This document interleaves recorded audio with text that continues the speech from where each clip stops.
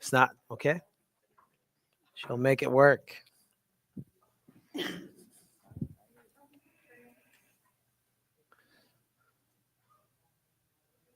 Silence. Scary. You guys are way too quiet. Oh, it's coming now. Yes, here we go. Happy Monday. Happy Monday. That's a little too loud. Can we make this down? Bring this down? Because when I start yelling, it's going to get ugly. Renee's never been here. She's like, are you going to yell? I mean, I could. How many of you here tonight have never been to Gilead before by show of hands? 2, 3, 4, 5? You've been here before? But not the dinner. Not the dinner. How many of you have never been to Gilead before? Show of hands. A handful of you. Awesome. How many of you here have never been to a dinner? Never been to it. Barb, you don't need to raise your hand. You can keep your hands down. No problem. Any question I have, just keep your hands down. Because you've been here. Because you've been here before. Come on, give me a high five. Here we go. Awesome. Well, if you've never been to Gilead, welcome. Welcome to Gilead Healing Center. If you've never been here. Gilead's, we just celebrated our 20th anniversary. If you've never been to the place. Or maybe you've been to the place and you're like, what is this place about? It was built 20 years ago when I wasn't around then, but I was told that people had a vision for bringing people into this place to get a second chance for healing. So a lot of what's happening under this roof there, many times people ask me, Dr. Jean-Guy, is Gilead Healing Center, is that a church? I'm like, no, that's not a church. It's called Gilead Healing Center. It's a healing center, right? Gilead Healing Center. So some of you have been to the dinner before, some of you haven't. So if this is your first time, welcome. Just to make sure that I start here with make sure I have the right information for the right people. I want all of you here to stand up. How many of you here would want to get more fit in 2025? Any of you? Yeah, she says yes. Okay, well, let's all get up. Let's all stand up. Can I raise my hand? Yeah, on this one, you can raise your hand. I'm going to have you stand up. Everybody's going to stand up. Right? I'm going to ask you a couple questions, and if it pertains to you, then you can go ahead and sit down. Are you ready? So, how many of you here in this group that either you know somebody, either yourself or you know somebody that's been affected by heart disease? If you know somebody, you go ahead and just have a seat, right? And how many of you here in this group, you know somebody, either yourself or somebody you know has been having cancer? And then I'm going to ask you one more question, which, probably by now. So if you're still standing, that means you don't know anybody with heart disease. You don't know anybody with cancer. And good for you, because that doesn't happen a lot, as you can see. Right? I've done this now for 20 plus years. And it doesn't matter if there's 20 people here, there's 100. Usually there's only a few people that will stay standing, right? So you can go ahead and have a seat. Now, if I ask you by a show of hands, how many of you here know somebody, either yourself, somebody that you know that has diabetes? How many of you? So there's lots of you, which is truly amazing. And I always like to ask people and be like, hey, you know what? All of those diseases by themselves, they're chronic illnesses. And they're diseases that if you choose to, you don't have to have them. And I'm going to say this here one more time. If you choose to, you don't have to have them. However, there's many people out there that don't believe that. So my goal here in the next, 30, 45 minutes, if you're not too hard on me and you don't get me too excited, I always tell people, I'm like, listen, you will discover the most powerful, the most effective, the most natural way to be healthy and to stay healthy while minimizing the deadly. I'm not here. Just tell them I'm not here. Just tell them I'm not here. Just put your phone and just tell them I'm not here. I'm going to hide now for a while.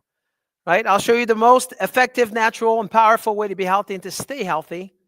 And then as well as minimizing the risk or avoiding it completely if you choose to, right, of any kind of chronic illnesses like heart disease or cancer or diabetes, and just name it, because they're all there. The top killer today in this country, which is, we're going to talk about numbers in a little bit, but it's chronic illnesses. It's not people having an injury.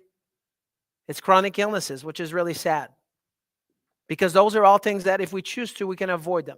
If we choose to. And I'll show you how that can be done.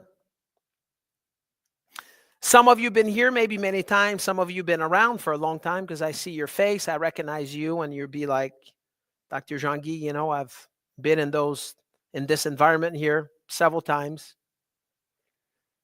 And I want to ask you tonight to be thinking about this idea of like, okay, I kind of know what Dr. Jean-Guy is all about. I want you to ask yourself to say, what am I doing with this information that I'm getting?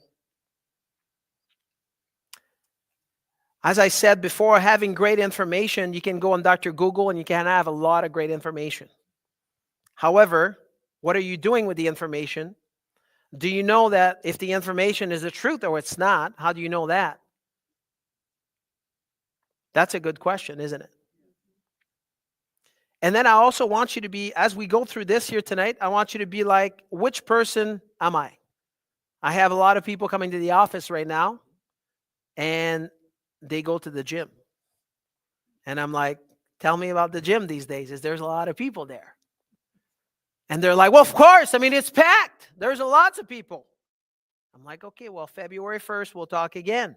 See what happened. Because usually what happened February 1st. Right? So it's not just like, okay, are we just going to get the information knowing that you need to do it, but then you're going to keep at it to make sure that you get the transformation that you're looking for? Does that make sense? If you don't get the transformation, if you don't take the action, the transformation is never going to happen. You see what I'm saying? You can go on Dr. Google right now and you can get like 3 PhD if you want to. But having information with no action does not lead to transformation. Yes? So I was just home maybe a month and a half ago. I went to see my mom. She's 77 years old now. And going back into this little town brings me a lot of memories when I go back home. My mom and my dad, they married when they were really young. And unbeknown to my mother, when she married my father, she did not know that he was sick already. She didn't know that he was only 22 years old at the time. And my father already had a problem with his blood sugar, but yet she didn't know about that. And one day she found him on the ground. She thought he was dead. And she rushed him to the hospital. And by the time they got to the hospital, right, my father was in a deep coma. And then she did not know what was going on. And 48 hours later, when he came out, they told him that he was a diabetic. And then for the rest of his life, he's going to have to give himself a shot of insulin. So at the age of 22 years old, my father started to give himself a shot of insulin every morning at 6 a.m. And in the afternoon, when his blood sugar would start dropping down, he would start eating junk, right? Sugar, cake, cookies, candies, ice cream, just so he wouldn't pass out. He did that every day until he was 30 years old. My dad was also a smoker. He smoked 4 packs a day. So if you've never smoked before and you don't know what that is, it's pretty much he had a cigarette in his mouth from the time he woke up in the morning until he went to bed at night, every day. By the time he was 30 years old, he developed this condition called peripheral neuropathy. And if you don't know what that is, it's very common today. There's several millions of people in this country that have it. Usually it happens when people get older, right? 50, 60 years old. People will have symptoms like they have numbness, they have tingling in their feet, they feel like they're walking on a cloud or they're walking on broken glasses. They will not have any feelings in their legs. And that's what was happening to my dad. At the age of 30 years old, from his knees down, he could not feel his legs whatsoever. You could literally take a knife and just jab him in his legs, and he would start bleeding, and he did not even know what was happening. In less than 5 years, my father was 3/4 blind. And the reason why I remember that is because he would come into the bedroom at 4:30 a.m. in the morning, which is the dream of every farmer, because the sun comes out at 4:30 in Montreal. And he would say, son, it's time to get up. And I'm like, what for? And he'd be like, well, we're going to need to, I need you. You're going to be driving the tractor because I can't see. And I'll be standing right next to you and I'll tell you where to go. And I'd do that with him. In less than 1 year, 12 months later, my dad was completely blind. And by the time it happens, my father could not work anymore. So just as you can imagine, if you don't know that, farmers likes to work. My father was a workaholic. And at that moment in time, by the time he was blind, it was like, 36 years old, couldn't work anymore. Right? He got depressed really quickly, then lost 40 pounds. Then he was confined to the house. And by the time he was confined to the house, then he was in bed pretty much 20 hours a day. And then what happened is because he was really skinny and he would roll from side to side all day long for 20 hours, he started to develop bed sores. And when it first started, it was about the size of a quarter. And in a matter of a short period of time here, we're talking about like 6 months, the quarter was like this big around. You could literally see every single layer of the skin, right? All the way down to the flesh, all the way down to the femur head. You could literally touch the femur head. Straight to the bone. The doctor would come in once a week. He would go right up the stairs, go right into the bedroom, take the, this little piece of tape off of his hip, would bring this up. The gauze would come off of his skin, and it was all yellow because it was infected, right? The doctor would clean that up, put some new ointment there until the next visit, would come in once a week. By the time my father turned to be 40 years old, this was July 12, 1982, as you can imagine, right? He was not doing a whole lot. He would come into the living room about 2 hours a day. Somebody would spoon feed him because he couldn't take care of himself. Either my sister, my older sister, would spoon feed him, or my mom would do that, and then he would go right back to bed. And then what happened is 3 months later, September 14, 1982, right, one day he wasn't feeling well, so my mother called the ambulance. When the ambulance came in, they come in right with the paramedic. There's two guys there. There's two paramedic comes in with a stretcher. They go right up the stairs, and then they go right in front of us kids. There's 5 of us, and then they go into the bedroom. By the time they got in there, right, they did an assessment of my father, and then they look back at my mom, and they're like, we need to take him in. My mom already knew that. She's like, just do whatever you need to do. And then they load him up on the stretcher. They roll him out. And as they're rolling him out, right, they're taking him right in front of us. And I was 9 years old at the time. And that's when I realized quickly, September 14, 1982, I realized very quickly that being a good provider was not the most important thing. I want you to think of this here tonight. Maybe you're the provider of the family. Maybe your husband is. Maybe your spouse. Maybe somebody else is. I want you to know, in case you did not know, at 9 years old, I realized that really quickly. You see, my father thought that providing for the family was important, but then I would dare to you now, looking back, hindsight, right, that if you don't have your health, you can't provide for your family. Would you agree with that? No doubt about it. I've been in this town now for 25 plus years, which I'm proud of, and I've been taking care of tens of thousands of people, and guess what? When people lose their health, they don't know how to get it back, and when they have their health, they don't know how to keep it. Think about that. So this is leading me on this path here of being here in front of you here tonight. And you're like, what is Dr. Jean-Guy about? Well, at an early age, I decided that, this changed my life completely. And that's the reason why I'm in front of you. And if I say to you guys tonight, say, hey, you know what? Do you think that as a country, do you think we're healthy? Even when people don't know anything about health, it doesn't matter if people are young, it doesn't matter if people are old, they always say no. They're just like, with no hesitation, people always say no to me. Last week or the week before, I was just digging into some new stats about chronic illnesses, which is really amazing. I went on the CDC website, which is the Center for Disease Control in Atlanta, Georgia, and here's what it says. I'll give you some numbers. I want you to think about that for a minute. Now I'm going to go real slow, right? There's 944,800. I'm going to say the word. Are you ready? 944,800 people, just short of 1 million, that will die from heart disease and stroke every year.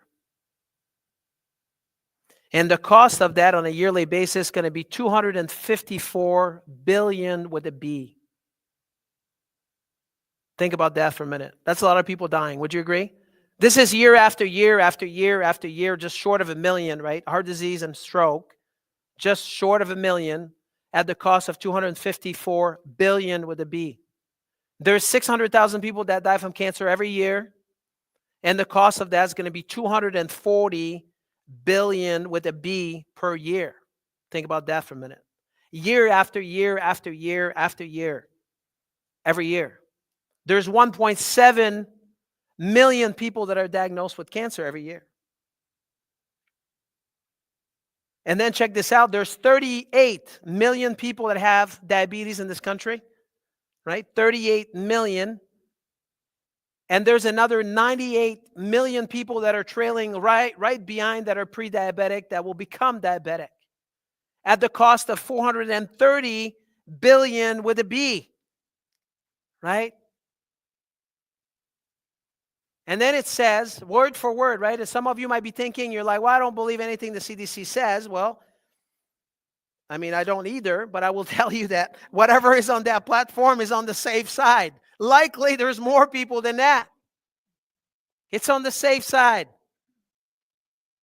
And then it goes on to say that 20% of the kids are obese today in this country. 20%. They're not overweight, they're obese. And then there's 42% of the people that are obese, adults. 42%. Which we're getting closer now to 80% of people that are considered overweight and 42% of people that are obese. Think about that. Those are all chronic illnesses, right? So we're the country who have the most money. We have lots of dough. We spend the most money for our healthcare system, right? We have the best doctor, the best nurse, the best of everything, the best technology, the best, and the best, and more best. But yet our health is not there. You follow me? Can you say yes? Yes, that's a yes or yes, right? Sharon knows. She's like, Dr. Jean-Guy, I like when you say yes or yes because we don't really have the choice. It's a yes. The answer is yes. So if I say to you, why do you think this is happening? Why do you think that we spend all this money, but yet we don't have our health? You know, in my professional opinion, this lady there, she wants to jump in. Joanne, go ahead. Why? Why? Oh, here we go. Yeah. Say it again. We forget how to grow our own food, right? What else? Any other thoughts or ideas before I just, what do you think? Well, Christine, talk to me. A lot of the foods, they want the shelf life to last longer, so the food doesn't. So you want to be spoil. friends with this lady back there? So, yeah, so they put additives in it for a longer shelf life, which are toxic Really? to our systems. That's really bad. So those two ladies, they are in agreement. They're like, food is not good, right? Adam here, he's got a different answer, or he's going to add to it. Costs are going up because people are profiting off of it, not to actually improve people's lifestyle choices. The cost is going up of what? Healthcare. Yeah. Yes. Yeah, we spend the most money for our healthcare system, but yet, you know, we're down the tube as it relates to. Everyone wants a quick fix. Go ahead. What's your first name? You hide it. I want to know your name. Please. No problem. We live very sedentary lives in America. Yeah. It's amazing how hard it is to walk anywhere. And all the studies have shown that like brief, intervals of walking every day, especially after a meal, keeps your blood sugar level. Here we go. How many Americans walk? And maybe walk the rest of the It's a good thing I'm Canadian. I don't have to walk. Okay. And it's getting worse and worse because our Walk in the kids are snow. so involved and the adults are so involved even in their phones and in their technology that the kids don't even get out and get exercise anymore. Really? Only the kids? Well, I said in the adults earlier. Okay. Okay, Sharon, don't steal the show now. You're the last one. Well, people who at a certain tax bracket or low income, they can't afford to buy vegetables. And a lot of them, there's no stores around them where there are fresh vegetables. And some people can afford vegetables, they just don't eat them. Right. Oh, good. Okay. So I was about to tell you that I believe, in my professional opinion, that there's two main reasons. Right? There's two main reasons for that.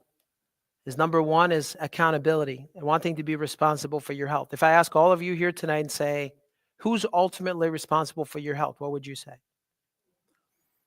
For some reason, I've never had anybody saying, right, somebody else. Every time I ask a question, people always tell me, Dr. Jean-Guy, I'm responsible for my health. However, oftentimes the action, though, does not support what people say. Meaning that I will hear things like, well, when I get sick, I'm going to go see the doctor, he's going to fix me up. Right? Doctor is going to do it. When I'm not well, somebody else is going to do it for me. And I'm here to tell you tonight that we say that we're responsible for it, but yet when we start looking into the action that we take, it doesn't always match that. Number two is having the right information. We talked about Dr. Google earlier, and some of you were smiling, were laughing with AI today, which is very prominent.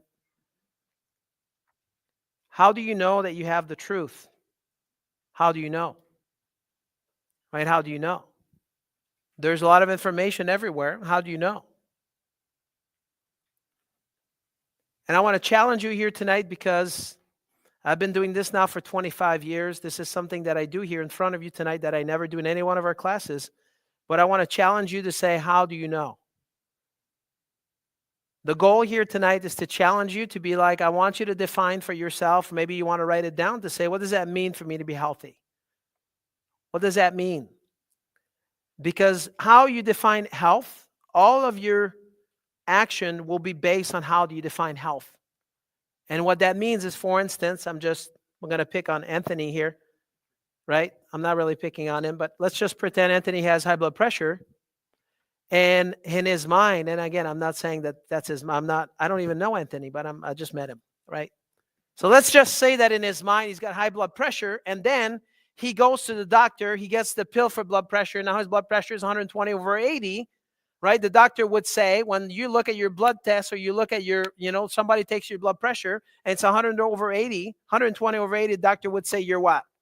Yeah, you're doing good. I mean, we're managing your number. Your numbers look good. So therefore, hey, you know what? You're good to go. My doctor said I was fine. But are you really, though? Right? I want you to understand that because people do that today. I mean, in this country right now, all of that we're treating right now is chronic illnesses, and we're treating chronic illnesses with pills. That's what people do every day. And I would challenge you tonight. I would ask you the question: if you were truly healthy, right? Would you, Barb? See, Barb. Barb, don't tell me your story. I don't want to hear them. There's only one in the group. There's always one. It's okay. We love you. See, now I just lost my mind for a minute. If a person was truly healthy, would they need any drugs? Yes or no? That's right. I want to know what Google says about that. Barb, you're never going to be invited to this again.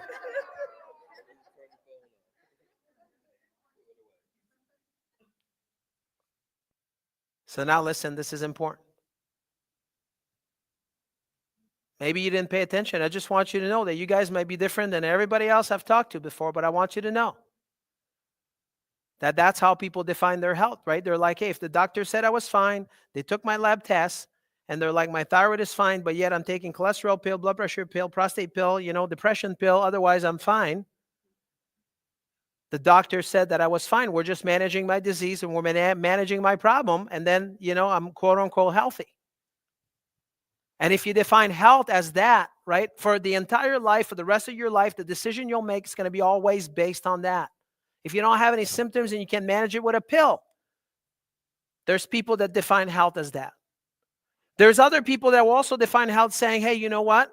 I mean, I don't want to pick on you men, but usually that's men. Men would be saying something like, hey, if it's not broken, let's not fix it because it doesn't hurt. I don't have any symptoms. Could a person have cancer, but yet they don't know they have it? It happens all the time. Matter of fact, my cousin Emil, when he was 55 years old, they took blood out of him. And when they did, they found out that he had kidney filtration problems. So they did an ultrasound of his kidney.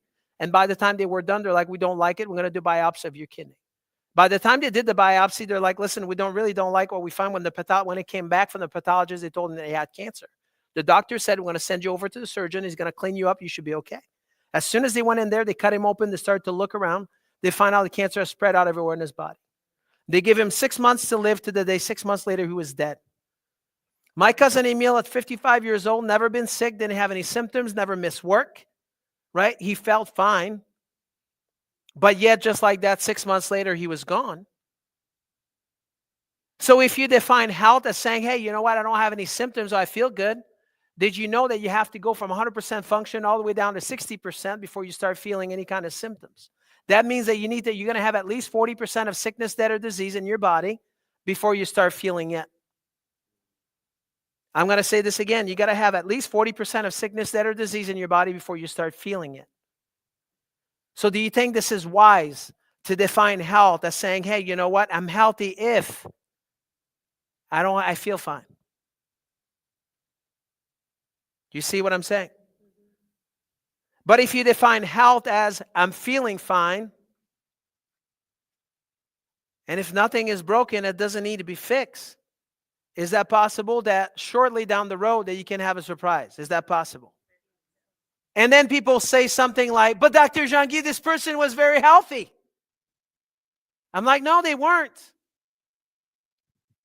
It's all about how you define it.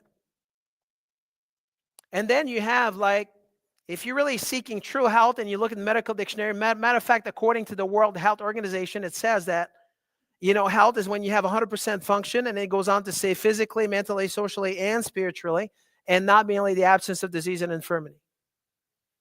I'm going to say this again. Ready? According to the World Health Organization, it says health is when you have 100% function, and then it goes on to say physically, mentally, socially, and spiritually, and not merely the absence of disease and infirmity. So what that means is that when people have, symptoms, for instance, like right now, if you haven't noticed, maybe some of your friends, maybe yourself, right? Maybe you've had a cough, maybe you had like body aches, maybe you had like a fever, and people are like, text me, call me, Dr. Jean-Guy, I'm sick. I'm like, you're not sick, you're expressing health. Well, what do you mean? I'm like, well, if you were to have a fever, and if you were to have a virus, don't you think that the body needs to increase the core temperature in order to kill the virus? Yes or yes? Yes. The answer was yes. Yes. Exactly.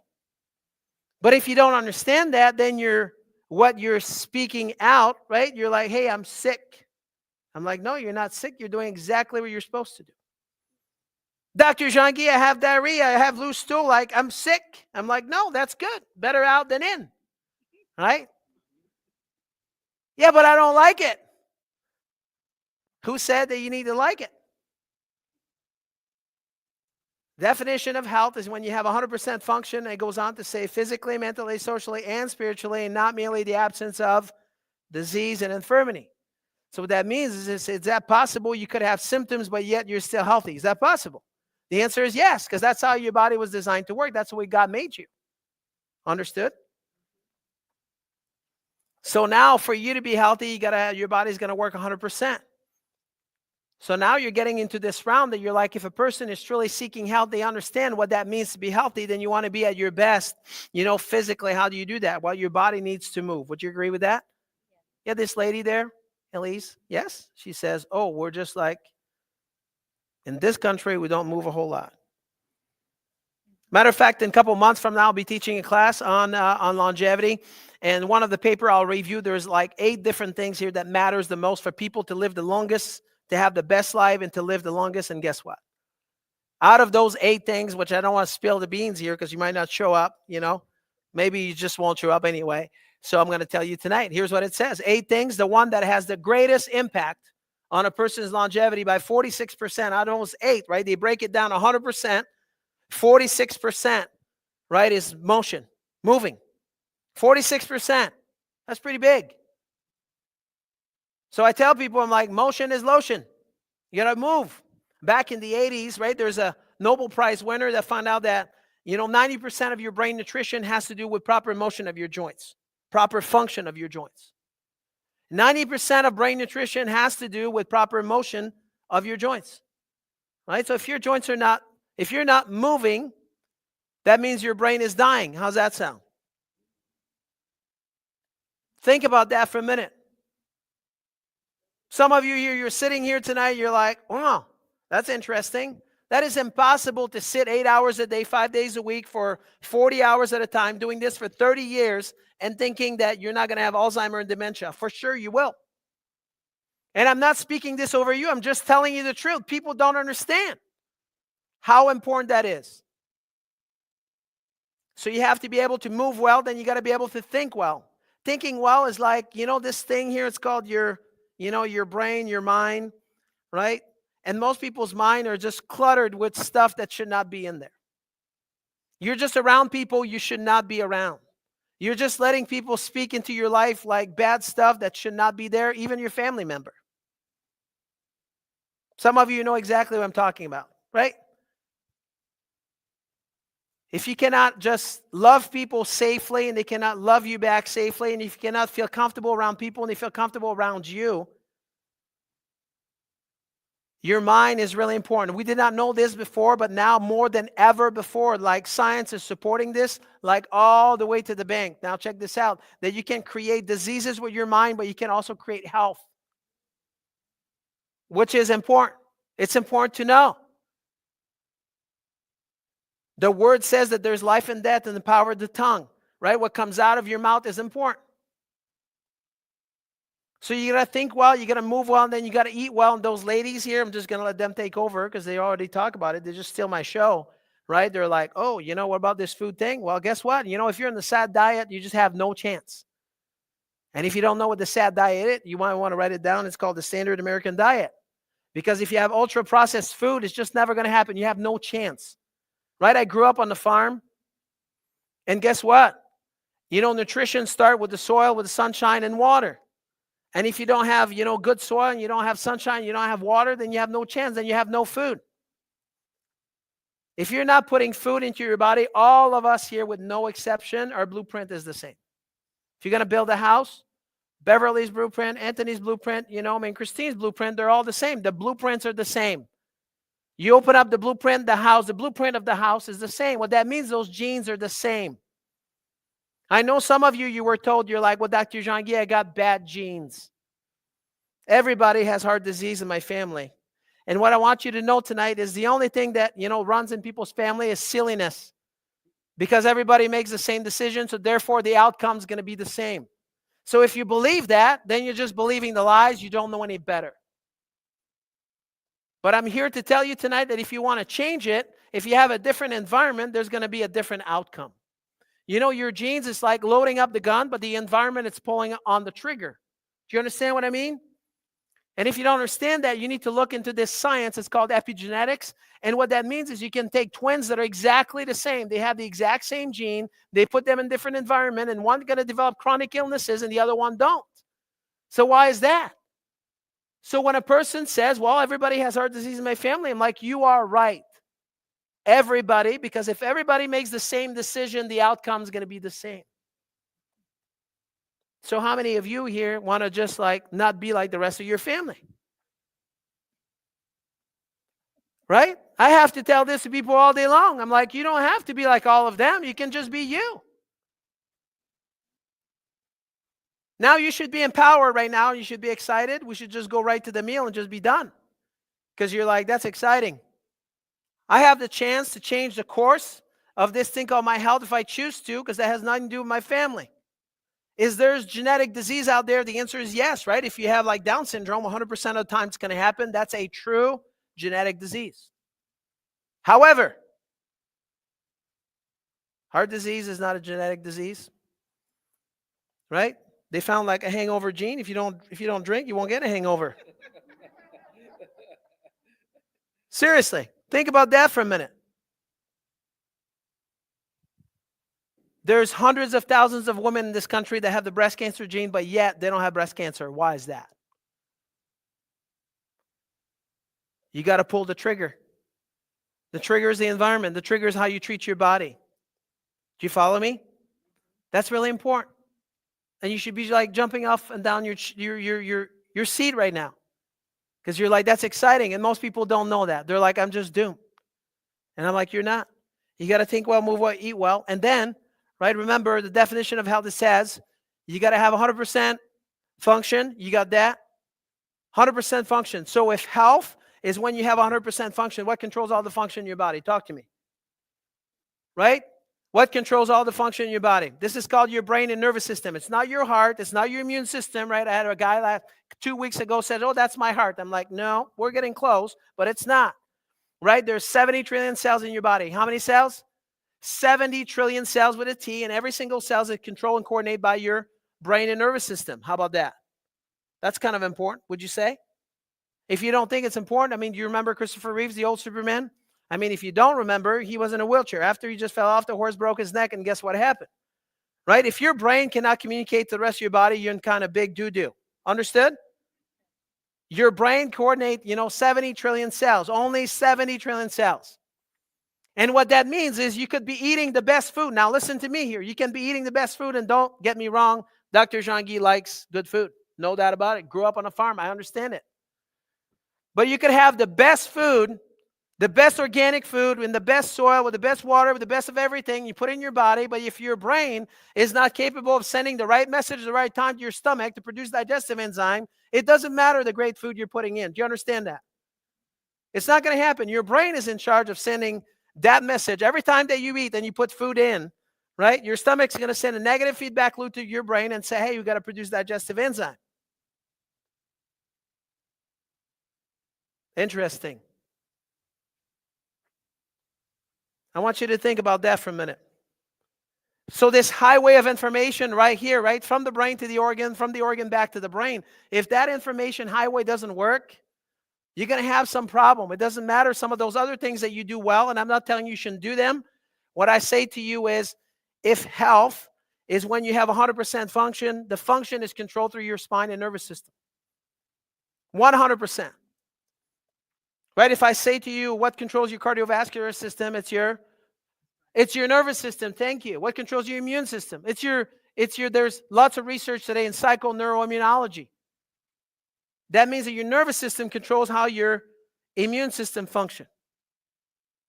People would say something like, hey, Dr. Jean-Guy, since I've been under chiropractic care, I don't get sick as often. What do you think that is? I'm like, don't know. Dr. Jean-Guy, since I've been under chiropractic care, I poop every day. Why is that? I'm like, don't know. Better out than in. Yes? People would say something like, well, Dr. Jean-Guy, since I've been under chiropractic care, I don't have indigestion now every day. I don't have GERD. I don't have acid reflux anymore. I'm like, interesting. Interesting. Unfortunately, people don't tell me that when they start because they're like, what does it have to do with anything? Think about that for a minute. Right? Did you know this area right here? This is called your neck.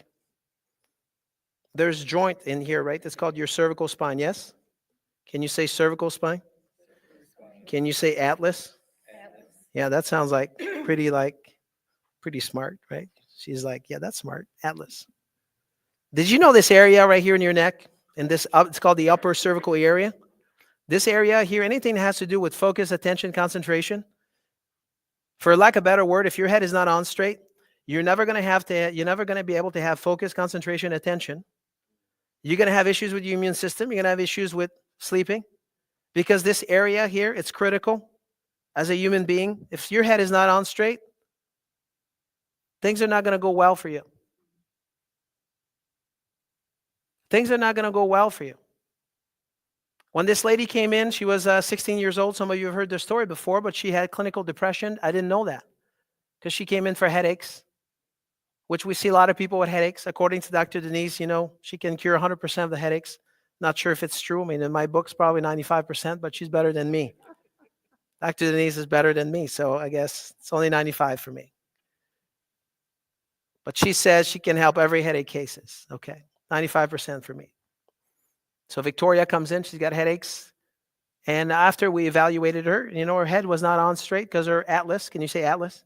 Her atlas was not on straight. And then we started to adjust her. And then we're a month into this process. The mother comes in and she says, Dr. Jean-Guy, she was crying that day. And I don't like when people cry in front of a lot of people. So I took her to the side room because I'm like, maybe I'm in trouble. Right? Then I get into the side room. And then she says to me, Dr. Jean-Guy, since Victoria's been coming here, her headaches are better, which is good. But since she's been diagnosed with clinical depression, every time she comes into the house, she goes right into the bedroom. She never talks to us. But she says now for the first time, since you started adjusting her for the first time now, instead of coming into the house, going right into the bedroom, now she comes and hang out with us, which hasn't happened since she's been diagnosed with clinical depression. Right? So her demeanor was completely changing. She was a complete different person. But I didn't know that. What I want you to know here tonight, which most people don't know that, is if your head is not on straight, for lack of a better word, right? If your atlas is not on straight, if your upper cervical is not working properly, you're going to have lots of problem. Anything that has to do with, people, the ability of people to learn, right? Your cognition is controlled through that upper cervical area. So it's hugely important. So now I'm going to backtrack here just for a minute to make sure it's locked into the vault, right? Ready? So in the medical dictionary, it says that health is when you have 100% function. And then it goes on to say physically, right? Emotionally, spiritually, right? Socially. You follow me? And then without merely the absence of disease. So what that means is even if you don't have any symptoms, doesn't mean that a person is healthy, right? One way or the other. You follow that? So if truly your definitions start changing, or you understand the definition and you can memorize it, you can write it down, and you're like, okay, all my decision now starting today. Maybe some of you are already there, and if you are, well, good job. Now we're just like firming up where you thought was right. But you know what? If something is the truth, would that ever change? If something was the truth, would that ever change? Is the truth change? Okay, so if a person being healthy, should that, like, if you have, like, if you're seeking the truth, right, about a person's health, should that ever change? Just so you know, if you've been around, for the past 20 some years, and if you've been in this room or in another room where I stand, I usually, like, the message is the same. People are like, Dr. Jean-Guy, you're boring. I'm like, yeah, I am boring. I just say things differently with different words in different order, but it's always the same. Because the truth doesn't change about health. It never changes. Now, I understand that if you just go on, TikTok and Google and, Facebook, that you'll have a lot of different, ideas and things that you want to change and things that people want to say. But the truth never changes about health. It never changes. Right? Those two ladies that are sitting right next to each other, one is about food, the other one is about movement. It's never going to change. They're never going to be wrong. That's the reason why they can feel good about themselves, right? And we can, because it's the truth. It never changes. People need to move. People need to eat good food, which doesn't happen today, right? You cannot be sitting on the couch moving your eyes thinking you exercise. That is not exercising. You see what I'm saying? People do that. I'm going to watch football, moving my eyes, right? So that's the reason why I tell people when it comes down to your health, you can do whatever you want because that's your health, is yours, right? You can do whatever you want because that's yours. But just imagine here for a minute that you don't do anything about your health, whatever problems that you have, whatever that is, whether it's small or big, or maybe you feel fine and you're like, I'm fine. If it's not broken, let's not fix it, right? And you wait for another 6 months, a year, 2 years, 5 years, you think it's going to get better or worse, right? It's going to get worse, knowing that something could have been done. Changing the direction of your life there. You have the ability to do that. And for some of you, you want to get to your bucket list. What does that mean? Well, some of you, maybe you're old enough and you have grandkids, you want to play with them. Maybe some of you, you're not old enough for that, right? He doesn't look like old enough. He doesn't have grandkids yet, right? Then maybe for him, it's like something that is different. It's like, hey, people are like, I have people telling me, I just want to go to the gym and I want to just don't have pain every day. Some people are like, hey, I like to just, like, I want to retire here in a year from now and I like to be able to travel, but right now I don't feel like I can do that, right? Think about that for a minute. The simplest thing that people can't do because they're waiting for the next doctor's appointment. And I want you to ask yourself, the line that I'm going on, the trajectory that I'm going on right now, where is it at, right? When I see a person today, I just get so impressed after 25 years of being in practice. When I see a person that retires and they're still, like, on their feet and they can do what they want to do, I just celebrate this. So, like, I'm so excited for them. But it almost never happened because people are so sick by the time they retired. It's like unfortunate. It's like I just want to cry. People have money and they have time and they can't use any of it. It's like my next doctor's appointment. Let's just get a knee replacement, a hip replacement. Let's take my 8 different pills that I got to take every day. And I'm just like, I'm just stuck. I'm in prison. Who wants that? By a show of hands. None of you. Good job. That was a trick question, right? That's the reason before I feed you tonight, I'm going to, some of you have already started this process, but, my goal tonight was really to just reinforce some of you that you already do, like, great things and you want to continue to do them and you're like, hey, I'm on the right path, right? I'm on the right path. I'm doing the right thing. Some of you might be like, maybe there's other things I can do, right? I tell people, I'm like, that's the reason maybe your next step. What's your next step? I don't know. Hopefully you'll know what your next step is by the time we're done. But if you've never had, right, your spine and nervous system checked, I want to offer you a wellness breakthrough evaluation. What does that mean? It's a big word. Right? Or wellness breakthrough evaluation is like, how do you know if your spine nervous system is working properly? If you've never had it checked, is you don't know. You don't. You might be like, I feel fine. I'm like, yeah, there's a lot of people feeling fine. They drop dead. You're like, Dr. Jean-Guy, you're so like, what kind of, it's those big words. But I'm like, that's the truth. I see it every day, more than ever before, right? When we do a wellness breakthrough evaluation, number one is, I sit down with people and all of our doctors and practitioners is like, they're trained to just like sit down and listen to people. I cannot tell you how many times people were like, went to the doctor, time was done. And there's a lot of things that people want to tell their doctor or just feel like somebody's listening to them about the problems they have to try to figure out the best solution. But yet there's not enough time for that. So that's something that we want to make sure we take the time that we do that. Number two is we do an extensive, right, in-depth spinal evaluation. And why do we do that? Well, if your spine and nervous system is the most important system in your body, then you should have a system to be able to evaluate that, to find out if there's any problem with it. And then we do this thing called, right, we do some advanced biomechanical postural, pictures, analysis of a person's posture. And what that means is when people have bad posture, I'm going to use your words that you can connect to right now. If you have a bad posture, your posture is a window to your spine and nervous system. When people have bad posture today, if you study this a little bit, and I know all of you, you don't do literature search every day, but maybe some of you do, just go look up adult spine deformity, and you will see that today there's paper in the medical literature that says that it's worse than having heart disease.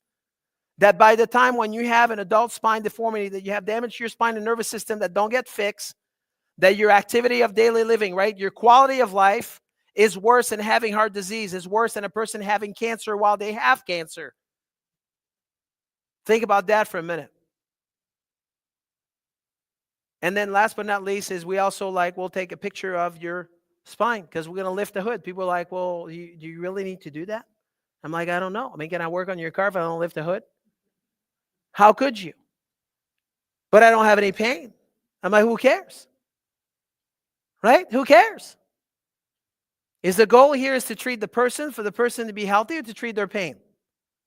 Now, don't get me wrong. If a person has pain, I want to help them. It doesn't matter. I want to help the person. And pain is part of that in some cases, but not in all cases.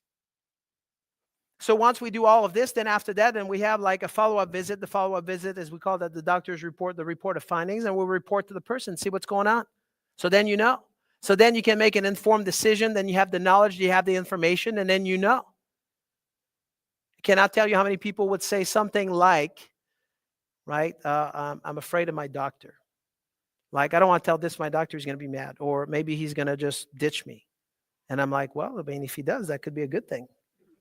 Think about that for a minute. Right? Here's the definition of doctors. Maybe you might want to write this down.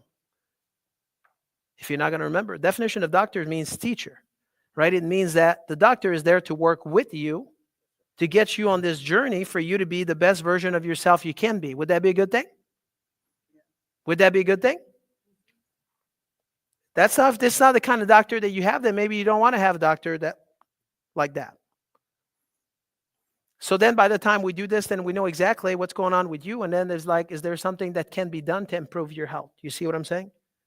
If any one of you here tonight, you go to the emergency room, they take a full set of x-rays, right? They take pictures of your spine. And by the time you leave, they're like, hey, you need to pay me before you go because, you don't have any insurance. You need to pay me. Let's pretend you don't have any insurance. How much do you think they charge you for that? My left arm. I mean, this girl here, she's all in. This is just who she is. Right? I had a person the other day, she says $1,500. I'm like, boy, I want to go take x-rays at the emergency. But if it was worth it, if it was like, if you really needed it, would that be okay? The answer is yes. Say yes. Yeah, she says yes. Right? She says yes. Just for the x-rays. That's it. Just for that. This one thing. Right at our office, when people come in for our first visit, we charge them $320 to do all of this here. Right? I mean, it's like several hours of spending time between the time the person comes in to educating the person, giving them, empowering them, to giving them the knowledge, right? That comes with that. Think about that for a minute. Do you know today when I give you this number, there's short than 1 million people died from heart disease and stroke every year. Do you know what the cost is of loss of productivity on a yearly basis? It says in that paper in the CDC, remember, all of you trust the CDC. Let's just pretend that you do trust them, right? At the minimum, if they're not telling the truth, it's on the low side. It says the loss of productivity is like $168 million per year. $168 million per year. That's a lot of dough. Would you agree? $320. That's like a spit in the bucket. Think about that for a minute. But if you've never had one and you decide you're like, okay, I'm going to do that tonight, it's going to be $69. Like, that's all you're investing. $69, that's going to take you through the whole process. $69. Can you say $69? There's always a person that says, what are you going to do for that? I want you to say everything.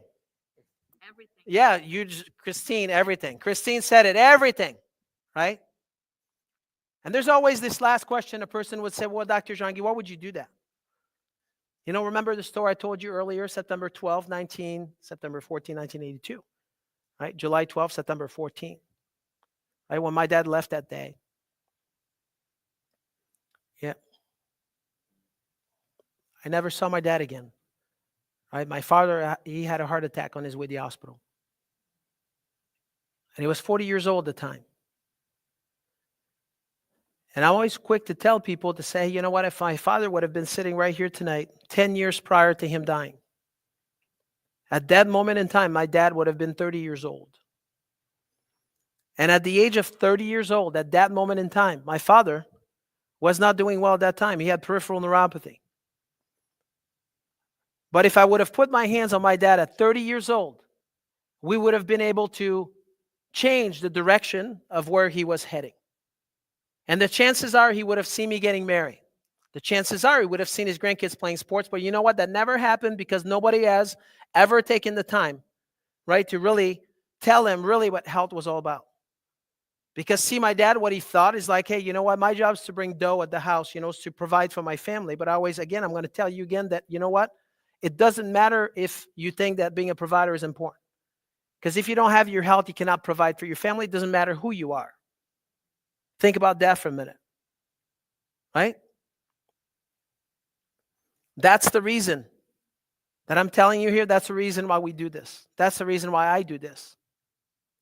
Because people don't know what they don't know. And until you know, you're not going to change your ways. You're just going to continue to make the same kind of decision that you've been doing, just like people do, right? And people are worried about, I don't know what your thoughts are, and I'm not going to ask you about your thoughts, but I've been around long enough here, since COVID, that people are worried that there's 1 million people that died from COVID. I don't know if they had COVID or, I don't know any of that. I don't know what was the story.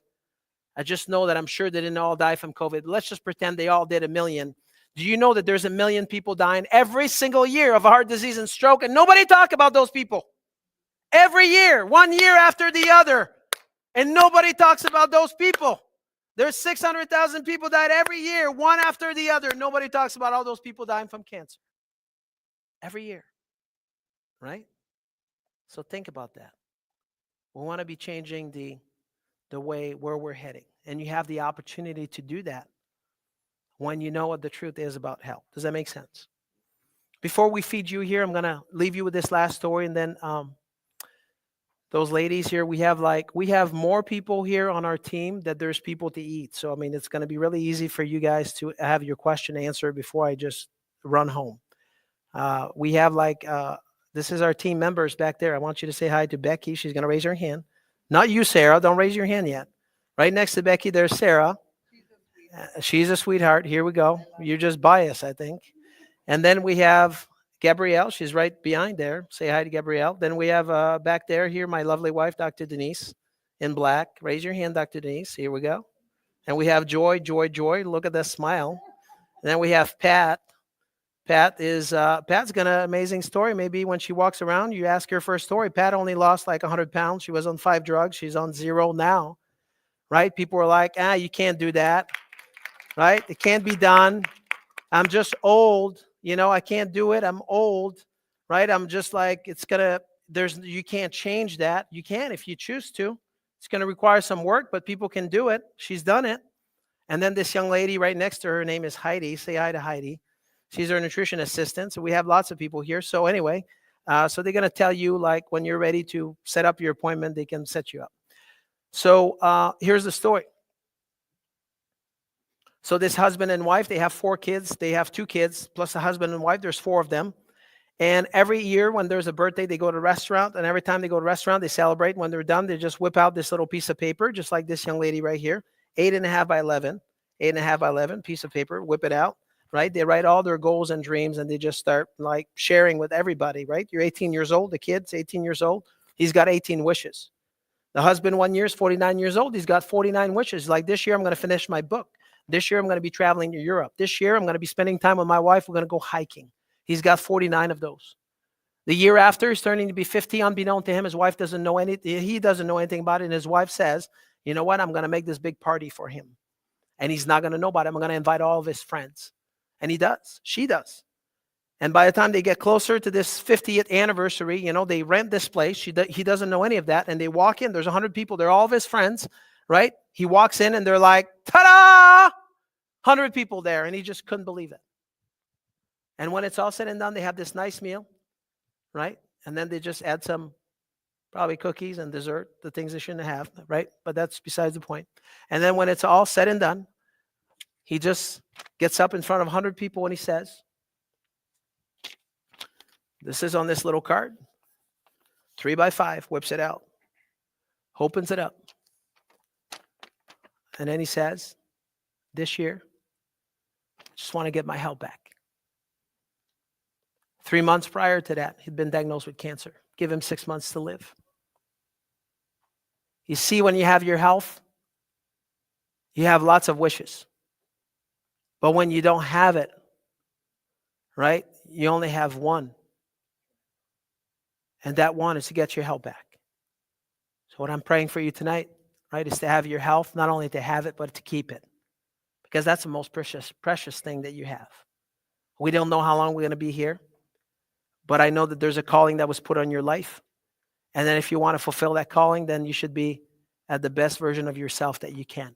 You get that? Right? So I want to pray for the food that is coming in.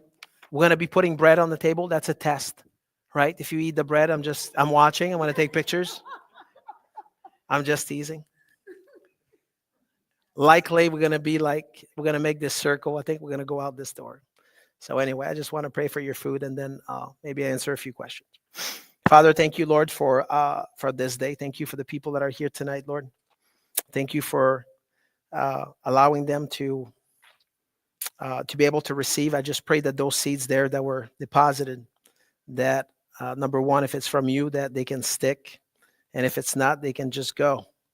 But if it is from you, I just pray, Lord, that you continue to grow those seeds as it relates to their life and their health, and to be the best version of themselves they can be. And we just want to say thank you for allowing us to be the way that you've made us to be, and for everyone here in this room to continue to move their health needle there in 2025 and to be the best that they can be for them to do the work that you've called them to do.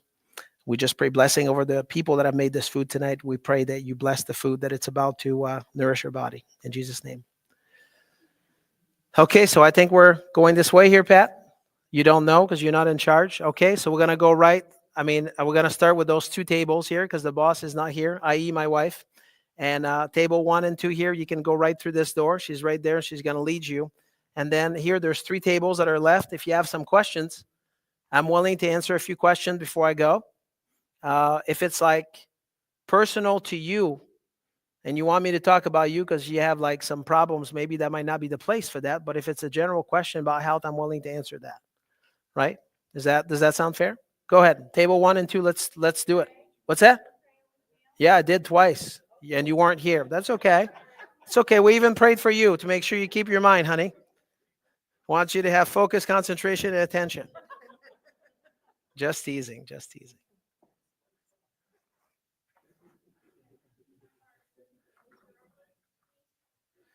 So in case you don't know this, some of you do, but there's 32 chiropractors in the family. Soon to have number 33. Her daughter's a chiropractor. My wife's a chiropractor. Her sisters are chiropractors. My mother-in-law, my father-in-law, they marry chiropractors. They have babies that are chiropractors. So there's lots of chiropractors in the family. We have 5 kids, 7 grandkids. Our kids were born at home. And the only thing they've had the first 18 years of their life, they had a chiropractic adjustment and nutrition, right? So people, sometimes they will ask me, I'm just going to volunteer this information. For the longest time, I wouldn't tell people, but now I'm telling you. I mean, the other day, this young lady here, Sarah, that I've known for many years, right? She says, Dr. Jean-Guy, I want to be like your kids. I'm like, for the longest time, I wouldn't tell that to people, right? But now, the past few years, I started to tell people because sometimes I feel like there's people, they don't think that this is possible. And I want you to know that if you choose to, it's possible to have a life that is full of health and your body has the ability to heal itself from the time you're born until the day you're going to croak over, right? If you take care of it and if you have the right environment, you can have the ability to do that. And that's something that is important. So after they leave the house, I don't have any control over them. So I don't know what they do. I can just tell you that while they were in my house for the first 18 years of their life, all 5 of them, right? Sometimes people are like, Dr. Jean-Guy, that's just luck. I'm like, well, I mean, luck maybe for 1, but what about 5? That may be different, right? So I want you to know that it's possible. And if it's possible for me, it's possible for you. I live this life every day, and I still do after 25 years in practice. And I just want you to know that you can do it. Just in case you're not sure, you can do it. So any questions before those other people come in? Because we want to keep it secret, Any secret that you have? Christine, go ahead, and Beverly's going to go next. Go ahead. What are your thoughts about immunization? I mean, if you were my sister, you would never get it. You would never get any of those. No, we don't do any of that. None. No. Go ahead, Beverly. Once you get tested for the spinal and nervous, Sis- how often do you have to get retested? Or is it just a one done and go on and treat and then done? Or every year? Yeah. Or- That's a great question. Chiropractic can be used in a lot of different sauces, right? So what that means is some people use chiropractic based on symptoms, right? They have back pain, they go to chiropractor, pain goes away, they're done. Some people use chiropractic, from being proactive, meaning that they might be in pain, they get out of pain, but now they're like, what got me well will keep me well. So they're going to continue for long term, right? My kids, from the time they're born, when Dr. Denise gave birth to those kids at home, the umbilical cord was still attached. They got their first adjustment. They have been adjusted ever since, right? Every week or every couple weeks from the time they were born. So a person can choose. There's a lot of different routes. It's not right or wrong. I mean, if you're proactive, you understand that your spine nervous system controls everything. My advice, if you were my sister, my mom, my dad, is you'd be adjusted for the rest of your life, right? You'd be checked. And if you need to be adjusted, you'd be adjusted. So how many times, if that person needed, would it be once a month, every week, 3? Because most of the time that you hear is 3 times a week, on and on and on. So if you go in, That's the downfall of chiropractic. I understand. There is no downfall. You just got to understand. So I'm going to give you an explanation. Are you ready? If you go in the medical literature right now and you look about spine correction and what your spine should look like, there is a normal for your spine, just like your blood pressure, your core temperature, or your blood sugar. Your neck should look like a banana. It should be 40 degrees. Your lower back should be 40 degrees, and your thoracic spine should be 34 degrees. And when it's not, you're never going to be at your optimum health. So there's people that specialize into correcting the spine, i.e. me. I've done this my whole life. It's not every chiropractor. There's 60,000 chiropractors in the US. There's about 1,500 that do that, right?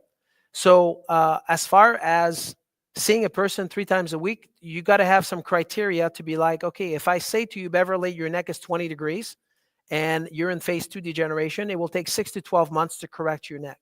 So potentially you could be 3 times a week for the next 90 days for the next 6 months, in order to get to where as close as possible to what normal should be. Thereafter, then you would make the choice of saying, I quit. You'd make the choice to be like, okay, I'm going to continue to maintain where I'm at. When people do nothing about their spine and they go back, do the same thing as they were doing before, they work at their desk 8 hours a day, 5 days a week for another 20 years, they're going to be losing 2 degrees per year, okay? If a person sits on the couch and they just do TikTok and Facebook, they will continue to be losing. Right? So this idea that you brush your teeth and now you don't have to do it anymore because they look good. Anything that has to do with a person's health, it's going to be done long term, right?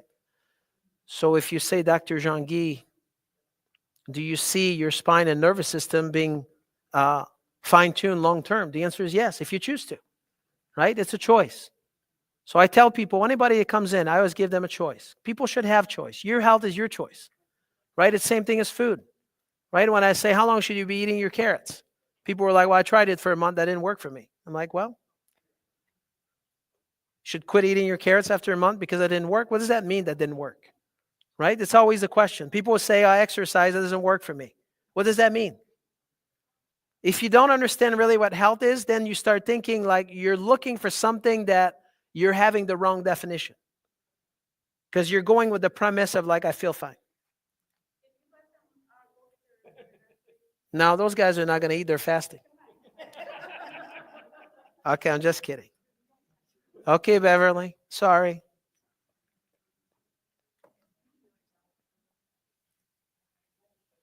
Yes, dear. Yeah, yeah.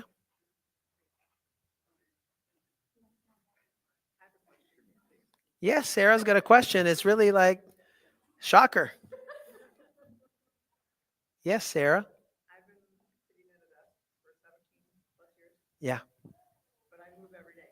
yeah. Will I still end up with Alzheimer's? Not you, no. Okay. When people do this, is you have to counter what you do every day, right?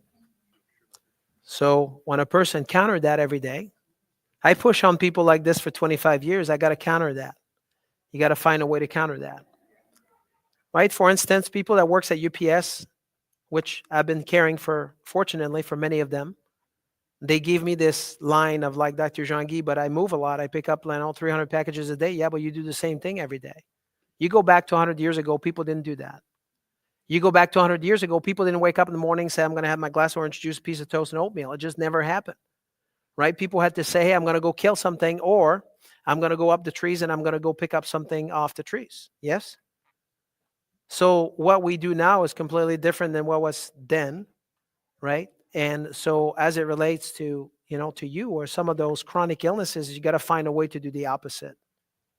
And if we don't find a way to do that and do it regularly, if a person sit every day, they should exercise every day, right?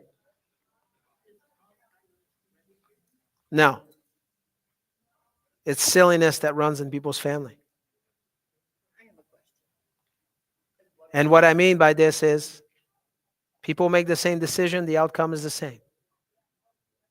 Alzheimer is type 3 diabetes.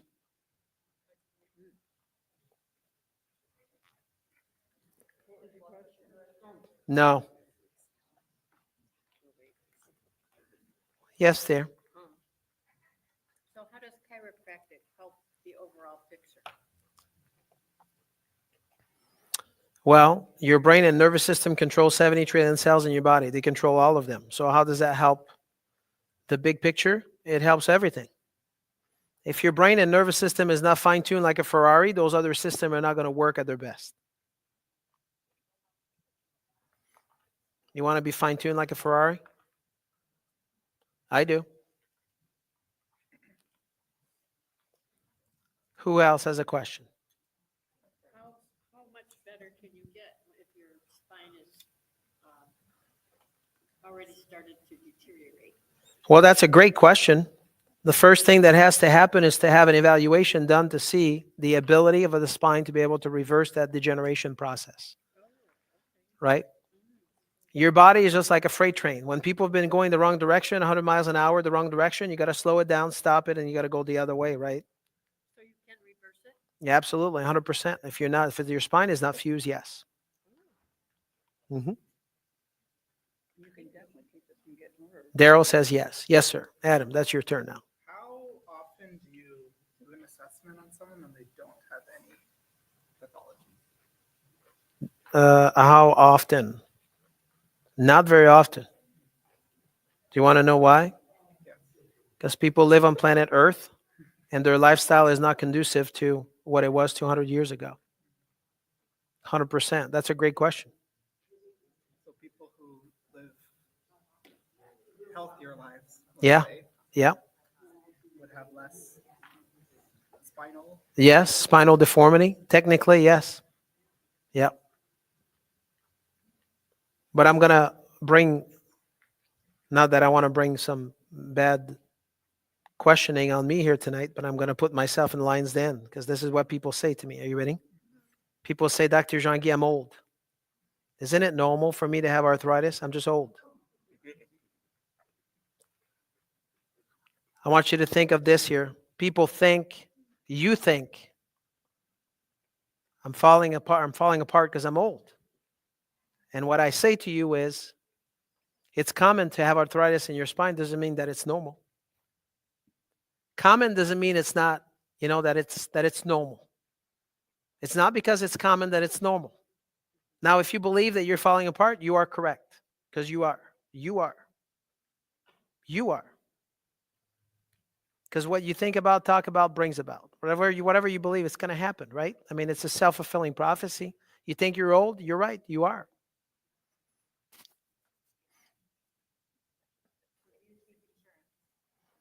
Oh, we try not to do that. I'm just teasing. I'm just teasing. I'm just teasing. We do, like on everybody. We do courtesy check on people, and there is